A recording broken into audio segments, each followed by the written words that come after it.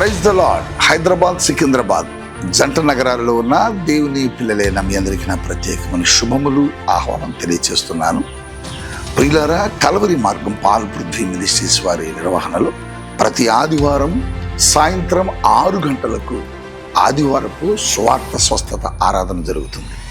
Tarnaka metro station దగ్గర సన్మన్ hotel ప్రక్కన president convention AC function హాల్లో. ఇప్పటికి ఈ ఆరాధనకి చాలామంది తరలి వచ్చి దైవ దీవులు పొందుకుంటున్నారు. మీరు కూడా రండి, దేవుని కార్యాలు పొందుకోనండి.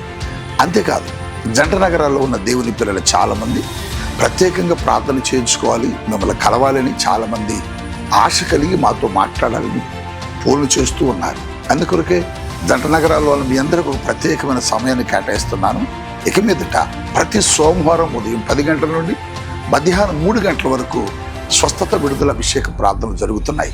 సమస్యల్లో, బాధల్లో, చీకటి దురాత్మ శక్తులతో పీడించబడుతుంటే మీరు తల్లి రండి.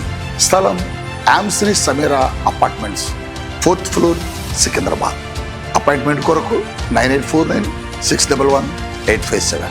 God bless you. Praise the Lord. Vijayawada మరియు పరిసర ప్రాంత దేవుని ప్రజలారా, మీ అందరికీ నా హృదయపూర్వక వందనాలు తెలియజేస్తున్నానండి.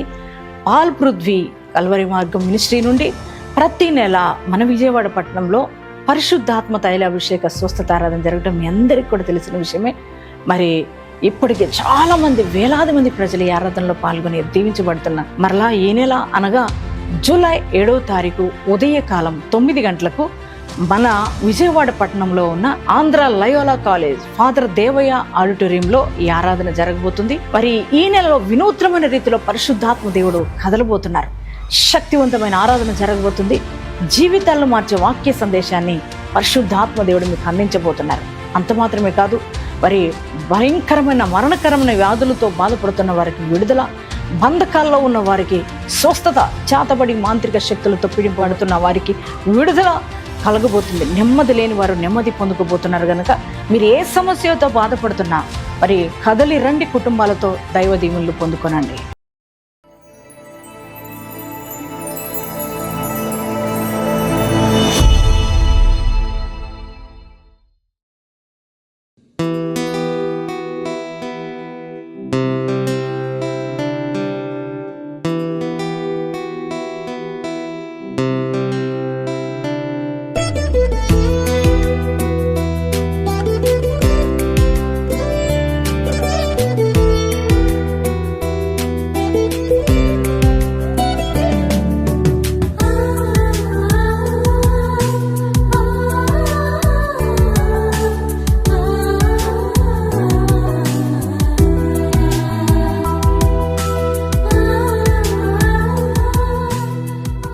Praise the lord. యేసుతో ప్రతిదినం అనే ఆధ్యాత్మిక కార్యక్రమానికి మిమ్మల్ని అందరినీ ప్రేమతో ఆహ్వానిస్తూ మీ అందరికీ నా హృదయపూర్వక వందనాలు తెలియజేస్తున్నాను. ప్రియ దేవుని పిల్లలారా, బాగున్నారు కదా? ఉదయం లేవగానే యేసయ్యకి థ్యాంక్స్ చెప్పారా? ప్రశాంత వేళ లేవగానే మరి యేసయ్యను స్తుతించుట మనకెంతో ఆశీర్వాదకరం కదా. ప్రతిదినం దేవుడు తన యొక్క వాగ్దానాల ద్వారా, ఆయన వాక్కుల ద్వారా మనల్ని ఎంతగానో బలపరుస్తున్నారు. ఈ ఉదయకాలం కూడా దేవుడు నీతో మాట్లాడాలని, మరి నిన్ను బలపరచాలని ఆయన ఆశిస్తూ చక్కటి వాగ్దానం ప్రభు మనకిచ్చారు. ఆ వాగ్దానం ఏమిటో చదువుకుందాం. కీర్తనల గ్రంథము 46వ అధ్యాయము 1వ వచనాన్ని చదువుకుందాం. దేవుడు మనకు ఆశ్రయమును దుర్గమునై ఉన్నాడు, ఆపత్కాలములో ఆయన నమ్ముకొనదగిన సహాయకుడు. Praise the Lord. ఎంత చక్కని మాట. మరి భక్తుడు, మరి కీర్తనాకారుడు తన యొక్క అనుభవాన్ని తెలియజేస్తున్నాడు. దేవుడు మనకు ఆశ్రయమును దుర్గమునై ఉన్నాడు. అవును కదా, ఆయనే మనకు ఆశ్రయము, దుర్గమై ఉన్న గొప్ప దేవుడు. అలాగే ఆయన ఆపత్కాలంలో నమ్ముకునదగిన సహాయకుడు.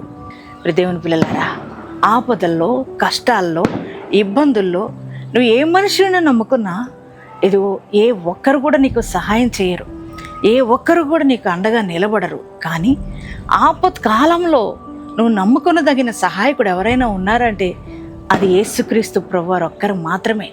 నీ ఆపత్కాలంలో, నీ ఇబ్బందికరమైన పరిస్థితుల్లో, మరి నీ వేదన పరిస్థితుల్లో, నీ కష్టాల మధ్యలో నువ్వు ఆయనను ఆశ్రయించినప్పుడు, ఆయన ఆశ్రయం కోరుకున్నప్పుడు, ఆయన తోడు కోరుకున్నప్పుడు, ఆయన దగ్గరికి వెళ్ళి నువ్వు ప్రార్థించినప్పుడు ఆయన నీకు సహాయం చేసి గొప్ప దేవుడై ఉన్నాడు.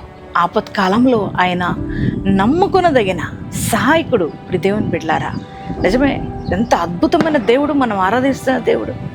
ఆపదల్లో వచ్చినాయి అంటే చాలు బంధువులు దూరం అయిపోతారు, స్నేహితులు దూరం అయిపోతారు, రక్త సంబంధికులు దూరం అయిపోతారు కదా.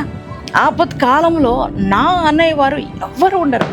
కానీ నీ ఆపత్కాలంలో నీకు తోడుగా ఉండేది ఎవరంటే నువ్వు ఆరాధిస్తున్న యేసయ్య ఒక్కడే బిడ్డ.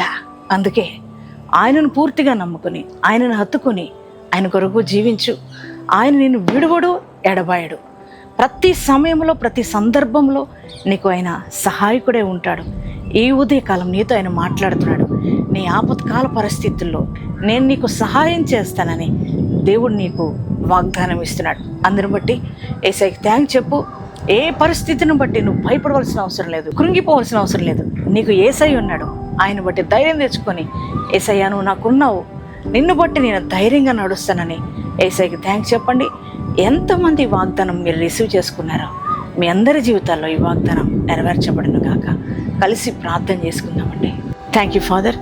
పరిశుద్ధుల మహోన్నతులకు దేవుని కొందనాలయ్యా. ఉదయకాలం మీరు ఇచ్చిన వాగ్దానం బట్టి నీ కొందనాలు. ఎంతోమంది వాగ్దానం రిసీవ్ చేసుకున్నారు, వారందరి జీవితంలో ఈ యొక్క వాగ్దానం నెరవేర్చబడును గాక. అయ్యా ఇదిగో తండ్రి, మాకు ఆపత్కాల సమయంలో ఏ మనుషులు మాకు సహాయం చేయరు, కానీ ఆపత్కాలంలో నమ్మకను తగిన సహాయకుడు నువ్వు ఒక్కడివై ఉన్నావు ప్రభా. అయ్యా మా ప్రతి ఒక్క ప్రతికూలమైన పరిస్థితిలో మాకు సహాయం చేయగలిగిన గొప్ప దేవుడు నువ్వు ఒక్కడివే తండ్రి. నీకే స్తోత్రాలు చెల్లిస్తున్నాం ప్రభా. అయ్యా ఈ ఉదయకాలం ఎంతమంది వ్యాధి బాధల్లో బాధపడుతున్నారో వారిని ముట్టి తాకి స్వస్థపరచమని ప్రార్థిస్తున్నాను రాజా. అలాగే నాయన తండ్రి, అప్పుల్లో ఉన్న వారికి విడుదల, నాయన ప్రభా రోగాలతో ఉన్న వారికి అయ్యే స్వస్థత, బంధకాల్లో ఉన్న వారికి విడుదల కలుగును గాక తండ్రి. నేను కోర్టు కేసులు విజయాన్ని ఇవ్వండి, అప్పుల్లో ఉన్న వారికి సహాయం చేయండి ప్రభా. నాయన గర్భఫలం లేని బిడ్డలకు గర్భాలు తెరవండి నాయన. అయ్యా ఉద్యోగాల కోసం ప్రయత్నం చేస్తున్న ప్రతి వారి ప్రయత్నాన్ని సఫలపరచండి నాయన. అలాగే ఈరోజు ఏమైనా నూతనమైన పనులు ప్రారంభిస్తుంటే ఆ పనులన్నీ సక్సెస్ చేయమని ప్రార్థిస్తున్నామయ్యా. అయ్యా ఈరోజు మ్యారేజ్ డేస్, బర్త్డేస్ చేసుకున్న ప్రతి వారిని నిండుగా దీవించి ఆశీర్వదించమని యేసు నామంలో ప్రార్థిస్తున్నాం తండ్రి. ఆమేన్.